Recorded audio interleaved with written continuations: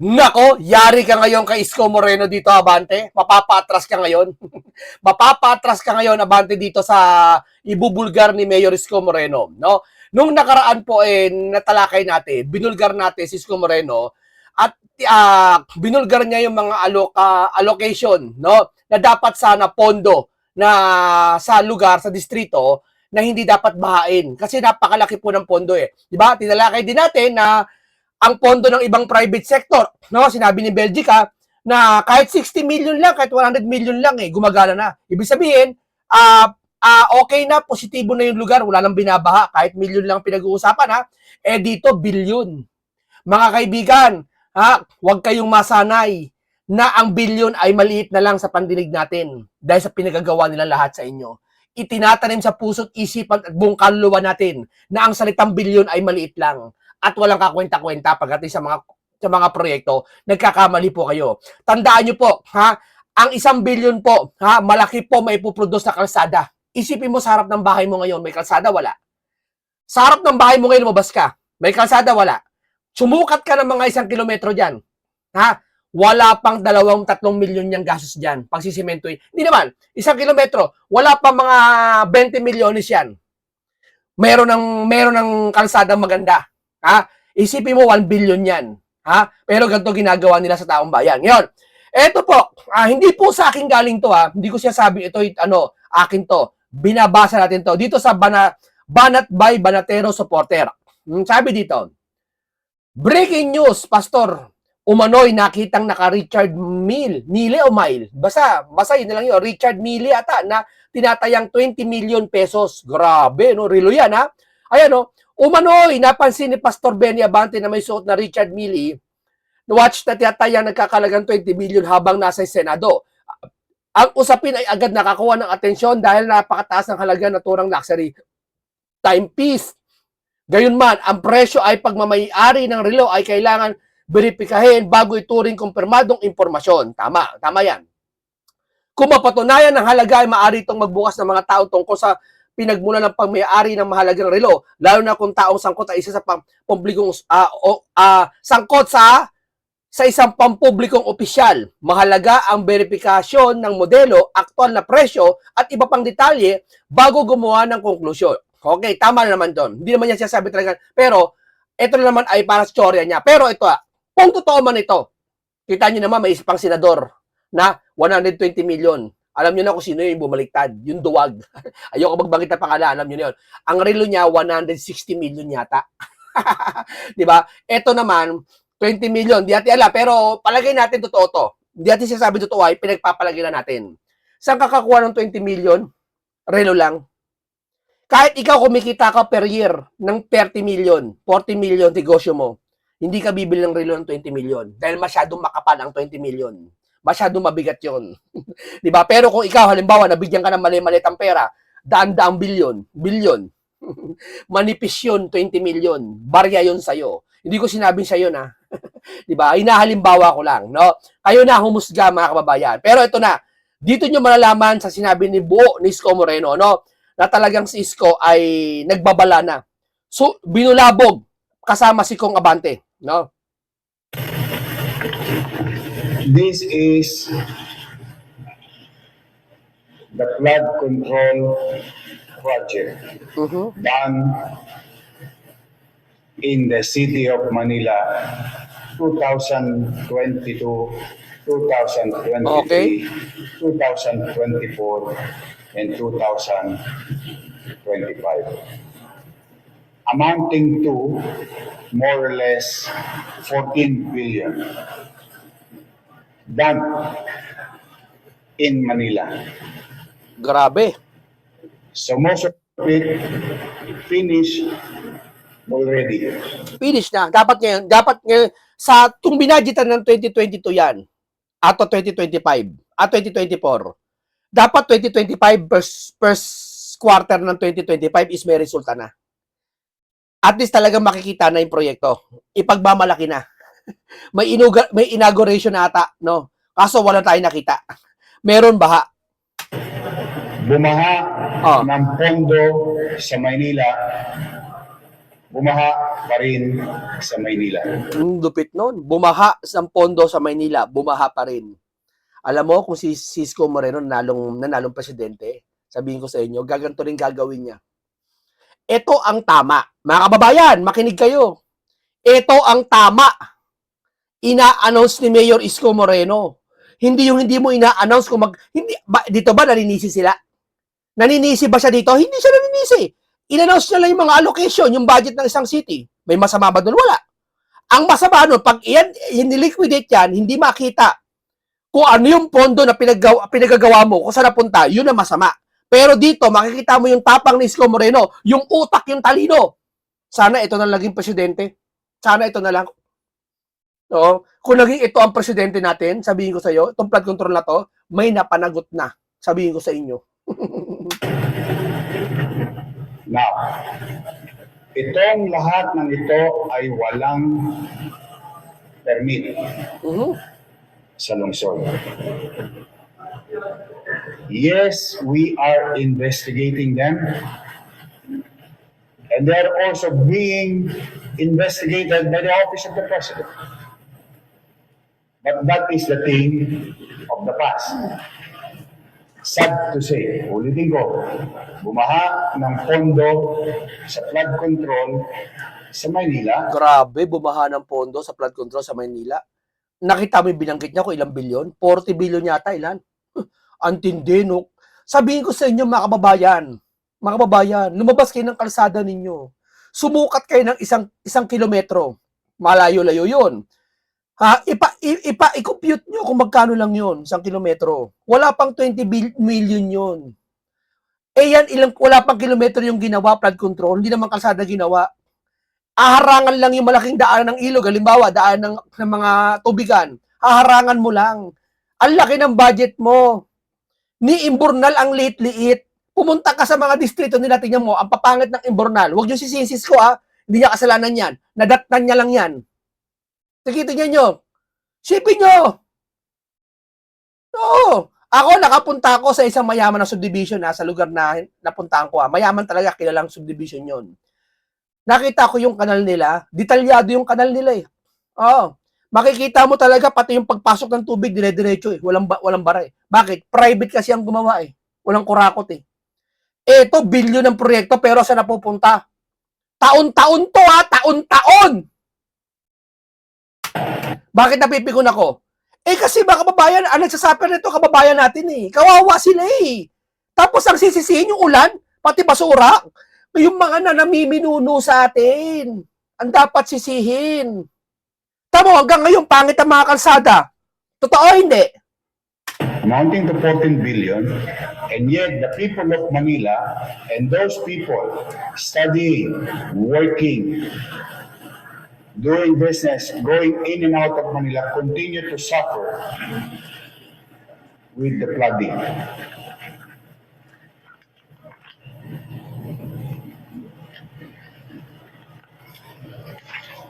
Ngayon may bago pa. 112 new ongoing projects 112. without permit, without paying regulatory fees for the local government of Manila. Particularly contractor's tax. Grabe. Sipin mo magsasalita nakaraan si Abante kay Sara. Umuwi na daw ng bansa. Ano ginagawa mo? Di ba? Grabe, no? Ang tindi ng mga to. Grabe. Pag ordinaryong tao, nag-a-apply ng demolition permit. Pag ordinaryong tao nagpursigi, makaipon, makaayos ang bahay, kumukuha ng building permit. And they pay regulatory fees, like what you call contractor's tax under the Manila Tax Ordinance. These are ongoing. We'll send you a copy of this. And yung mga binanggit ni Pangulo na mga kumpanyang paborito, Pangulo, ikaw nagbanggit niyan eh. Kumilos ka naman. Hindi, alam ko kumikilos ka, lagyan mo naman pangil yung sila. Winawalang yan yung distrito ng bawat bansa, oh. Hindi lang Maynila po yan, ha. NCR, sa mga NCR, Bulacan, Pampanga, may nagsabi pa nga La Union, eh. Totoo ba La Union? Totoo ba? May baka sa La Union? Ang dami, Cavite rin. May natala din. Hindi nabanggit. Sa Laguna rin. Sa Binyan, Baha. Sa De La Paz. Magsalita naman, hindi naman kayo magsasalita eh. Pangilan nyo na. Pangilan nyo na yung mga congressman. Ba't ayaw nyo pangilan yung mga congressman? Bakit? Madudulas, kakanta? Maipit, kumanta? Tanong ko lang, baka maipit? Kasi nakapagtataka eh. Wala kayong pangil sa mga congressman eh. Grabe pinagagawa sa bansa natin yan. Hindi ko sinabi si Abante ha. Hindi dito. Tamaan ng matamaan, huwag magagalit. Kayo na ang humusga. Konti-konti lang po to. Random. 145 million, 97 million, 140 million, 94 million, 80 million, 142 million, 141 million. Kadikit-dikit pa yung numero. 141 million. GLC ulit. Ang daming GLC. 141 million, 94 million, 94 million, 140 million, 142 million. Mukhang paborito nila yung 140 million. Kasi tinitingnan ko lang naman Tandaan nyo ha, kumuha ka lang, mga kasama, kumuha ka lang ng 30 million. May magandang bahay ka na. Totoo, hindi. Yung bahay mo lang na maliit dyan, 5 million, maganda na yan. Apartment ka na, 11 million, may apartment ka na, may 6 na pinto ka na, pag 11 million ka, may 6 na pinto ka na, maganda na yun. Sipin mo yan bilyon ang pinag-uusapan, wala tayong nakikita kahit isang peraso. Kahit takip ng imbornal na bago, wala ka nakikita. Mga katakip ng kanal na imbornal, puro lubog. Kaya yung mga sasakyan, umuuga. Madaling makasira ng mga sasakyan. Yung mga lubak, lubog-lubog. Yung mga takip ng imbornal, sira-sira. Papalitan lang yon pag may na-aksidente na. Ang lupit, no? Ang lupit ninyo. lang. So this is ongoing. And we continue to investigate now. Hopefully, after today, they will learn a very good lesson. As I have said before, again and again, welcome kayo magnegosyo sa Maynila. We welcome development in Manila. Immaterial of political color, as long as you follow simple procedure. Masakit yung pagka-ordinaryong tao, hirap na hirap kumuha ng permit sa Maynila o sa local government. Pero pagka malalaking kumpanya, parang... Ito, Stanley Isko, parang si Duterte. No. Parang si Duterte. Kaya alam mo, sana ito na nanalo presidente, no? Kung ito nanalo, sabihin ko sa inyo, hindi magkakagulo. Magkakaayos lahat, sabihin ko sa inyo. Pagbabatiin niya. Lahat ng mga magkaaway ngayon, pagbabatiin niya. Kita mo naman si kaaway niya, sino yun? Yung congressman dyan sa kanila, sino kaaway niya? Nakaaway niya si Chua. Tingnan mo, nakipag-ayos sila. Nag-ayos siya. Kinain nila pride nila sa isa't isa. Ewan ko lang kay Chua. Ito kasi si Moreno, iba puso nito eh. Mapagpakumbabayan. Yan ang katangian ng isang presidente. Hindi lang presidente, ng isang nangunguna o leader ng isang bansa. Tandaan nyo. Pinabaliwala nila ang pamahalaan. So, we are investigating that. Yes, Sian. Last question from me. Sure. So right now, tanong po yun, sino ang Pilipinong dapat sisihin sa pagbahasa Maynila? Well, as far as ayaw kong pangunahan ng Pangulo sa investigasyon na ginagawa. I think they have more resources to tell the people who is liable or not, who've done projects properly o baka meron ding guni-guni. if I may borrow the words of the President. No?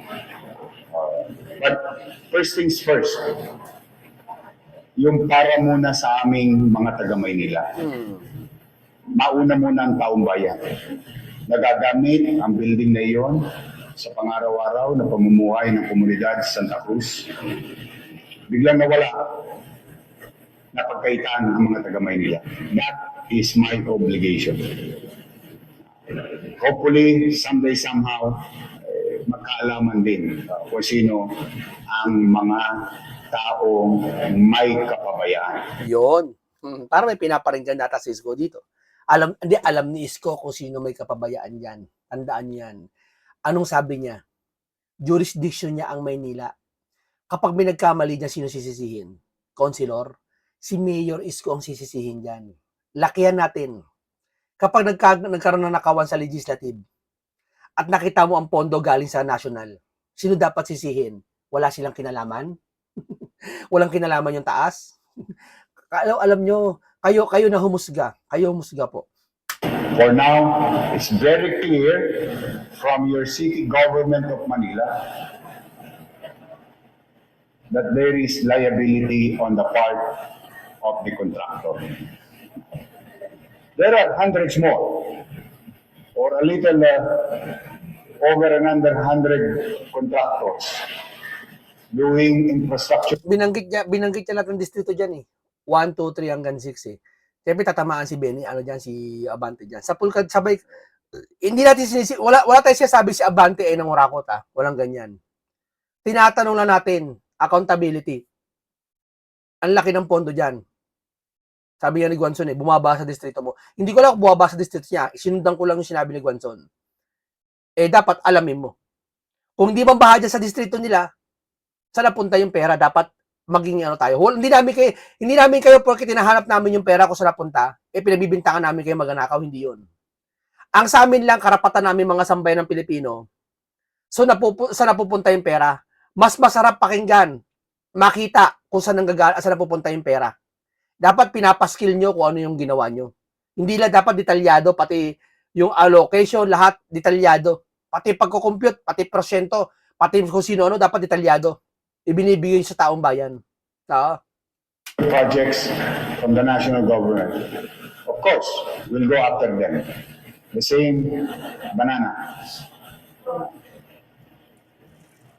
Unless they follow the local government code, provision of it, and other existing laws, like the National Building Code, and other ordinances, local laws of the City of Manila.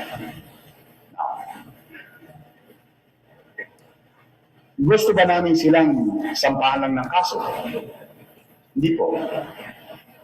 Kaya lang, parang gusto nilang parang siguro nasanay silang walang umahabol sa kanila. Yun, totoo yun. Nasanay sila na walang humahabol sa kanila. Kaya dito, parang sinasabi ni Isko, hahabulin ko kayo. Read between the line. Rhetorical question. Siguro walang nasanay humahabol sa kanila. Wala naman talaga. Dito pinag-uusap natin, di lang panahon ni Duterte, panahon din ng BBM. Nasanay sila. Totoo yan. Totoo yan. Kaya nga sabihin ko sa inyo, kung may nalalaman kayo, imbestigahan natin. Sino ba nasa Blue Ribbon? Sila Erwin. O, di ba sabi ng karamihan, di ba may Duterte corruption? O, imbestigahan nyo sa Blue Ribbon.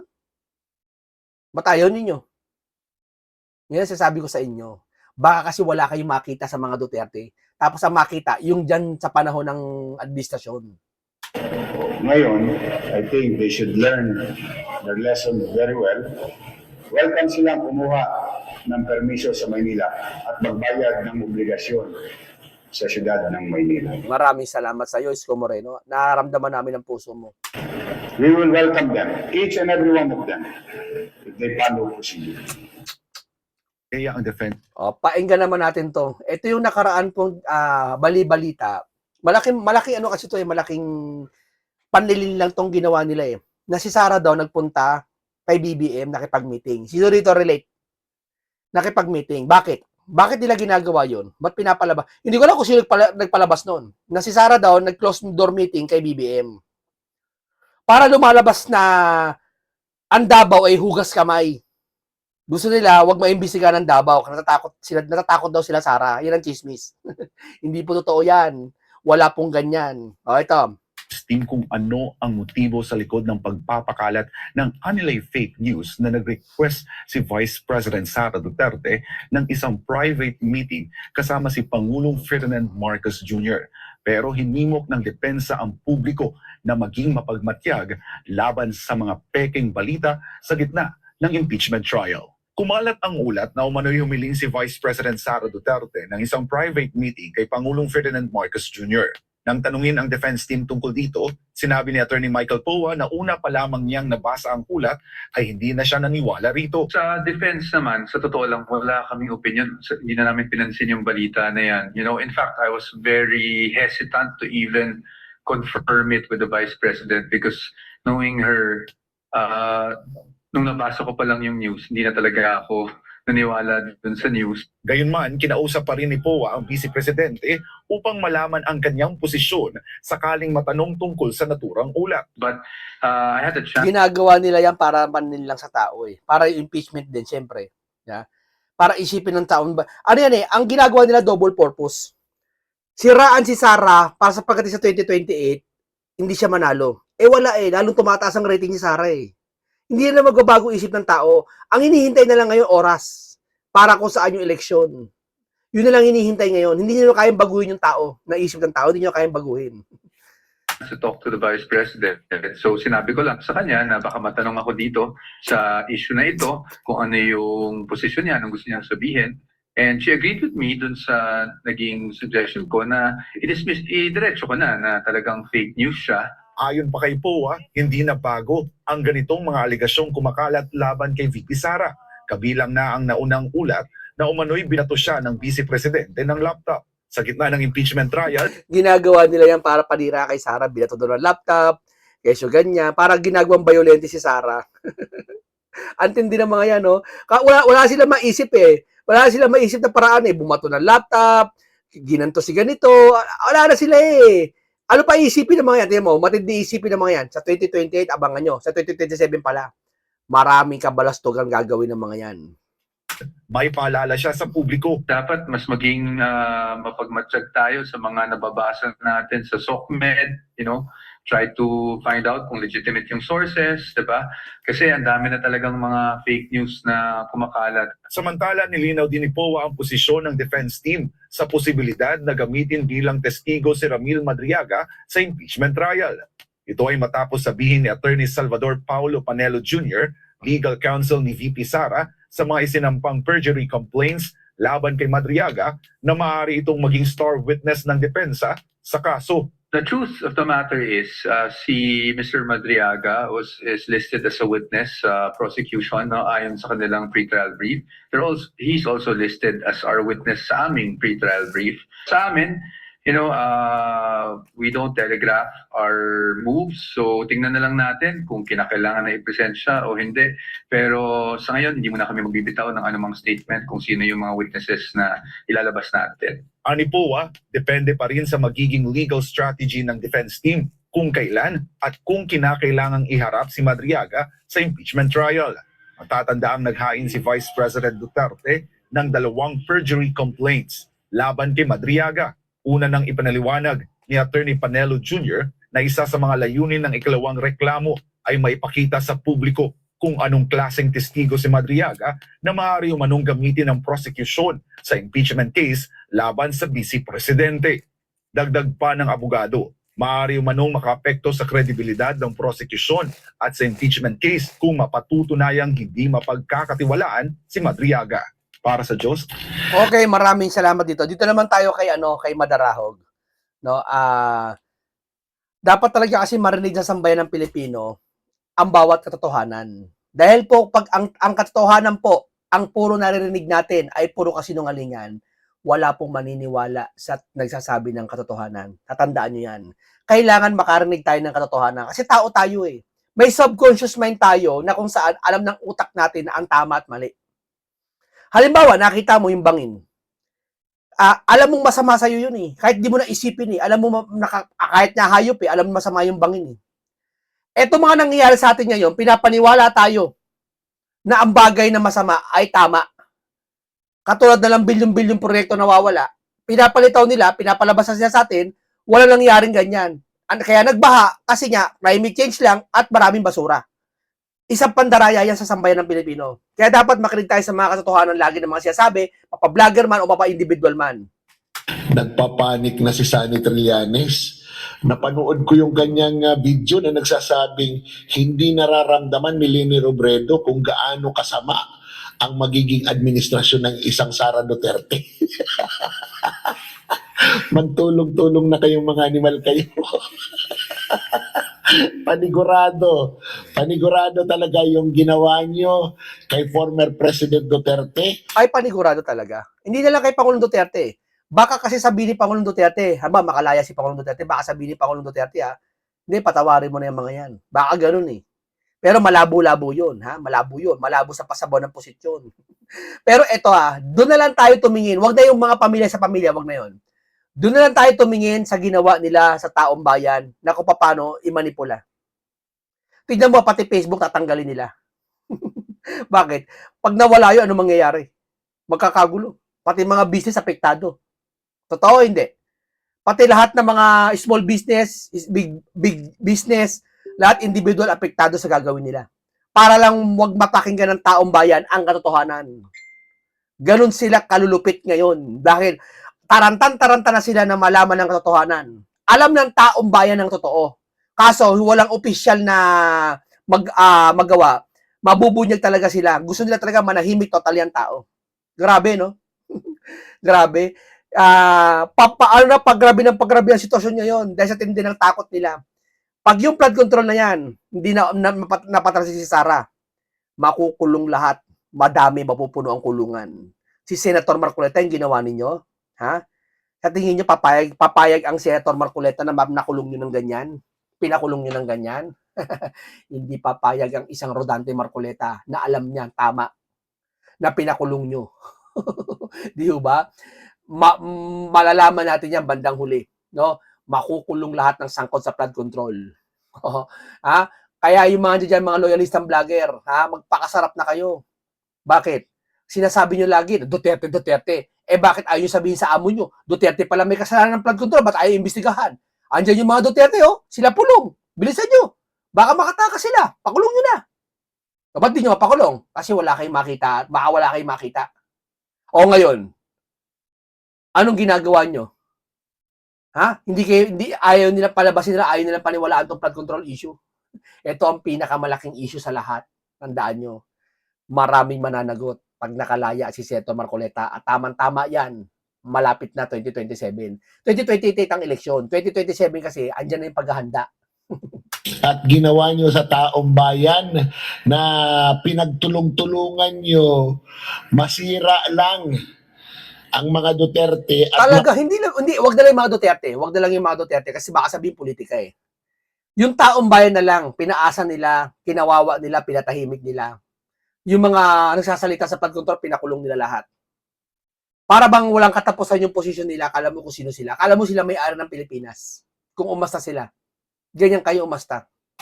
pabayaan yung pagpapatakbo sa gobyerno, kasama ka doon, Trillanes, na nakinabang sa mga ninyakaw ng administrasyon na ito para makagawa ka ng sarili mong operasyon. Masira mo lang ang mga Duterte, mapakulong mo sa dahig si former President Duterte at tarantaduhin. Eto, hindi naman porket po na talagang magalit ka sa tao, papapakukulong mo na. Eto, syempre, dadaan pa rin sa due process. Dadaan pa rin sa due process to. Halimbawa, panahon ni Marcoleta na, panahon ni Sara. Hindi porket galit ka kay ganito, gusto mo na ipakulong. Ang tawag doon, paghihiganti. Huwag tayong gagaya sa kanila. Yung ginawa nila ngayon, paghihiganti yan. Walang katapusan yan. Ang kailangan, yung mapapanagot yung flood control issue. Ako ko tatanungin kakalimutan ko na yung mga nang apak sa akin eh. Ang papasinin ko lang para sa taong bayan. Kasi bakit? Leader ako eh. Risky ko yan eh. Normal na may mambati ko sa akin, may mang-criticize sa akin, may manira sa akin, may magbanta sa akin. Pero yung flood para sa taong bayan, inapi nyo, hindi ako papayag. Pananagutin ko kayo doon. Kung ako yun, Ninyong mga Pilipino dahil sa mga pansarili niyong mga ambisyon. Takot kayo na si Sara Duterte ang maging Pangulo dahil walang korupsyon. At sigurado ako makukulong kayong lahat, makakalkal sa ni Trillanes lahat ng kabulastugan mo. Yan ang kinatatakot mo. Ako ito para sa akin mas maganda po yung mga congressman lahat mapanagot. Kasi pag nagturo ka ng katulad nila magtuturo ka ng ganyan, mga pangalan nila, magtuturo ka ng iba't ibang pangalan na hindi naman naka-scope sa naka-sitting official. Kasi ang may kapangyarihan po yung sitting official eh. Hindi naman po nakaupo lahat yung mga yan eh. Ang may kapangyarihan yung nakaupo. Sila dapat ang managot. Pag sila naipit, ang gagawin ng mga yan, sila kakanta. Hindi ka pwede kasi magturo na, si ganito, kasama ka, hindi ganyan eh. Ang iipitin mo dyan yung mga congressman na nasangkot sa mga flood control issue. Kapag naipit yon, kakanta yon. Hayaan nyo sila ang kumanta. Huwag tayo. Ganoon lang kasimple yun eh. At kung pagbabasihan natin yung sinasabi ni Trillanes at mga sinasabi ng mga nasa prosecution sa impeachment, malamang sa malamang dahil wala silang ebidensya, maa-acquit si Sara Duterte. At ang kanila na lang talagang pag-asa ay matakbuhin si Leni Robredo, suportahan ng Administrasyon Marcos, magtulong-tulong sila para lahat sila protektado kung sakaling manalo si Leni Robredo. Ayun ay kung sakali. Malabo pa sa sabaw ng pusit na mananalo yan sa isang Sara Duterte. Di ba? Kaya lalong dumarami ang naniniwala kay Sara Duterte dahil nagtutulong-tulong na kayo, nagdududa ang mga Pilipino na lahat kayo dyan puro kawatan, nakikinabang sa pera ng taong bayan at ayaw niyong maupo si Sara Duterte dahil lahat kayo sa kulungan pupulutin. Okay, maraming salamat kay vlogger na Madarahog. Opinion niya yan. Hindi natin pinakilaman yan. Siya ang diyan, responsable diyan, no? Salamat sa mga lalo hintay natin. Basta kay Senator Marcoleta lang tayo. Hintay natin kasi ito hindi to paghihiganti Baka sabihin nyo kasi kaya pag nakalaya si Marcoleta maghihiganti, hindi. Ang gagawin niya yung mga flood control. Kaya lalabas, akala nyo pinapaghihiganti pero hindi. Palanagutin talaga ang mga may sala sa flood control. Okay, maraming salamat. Paalam po sa inyong lahat.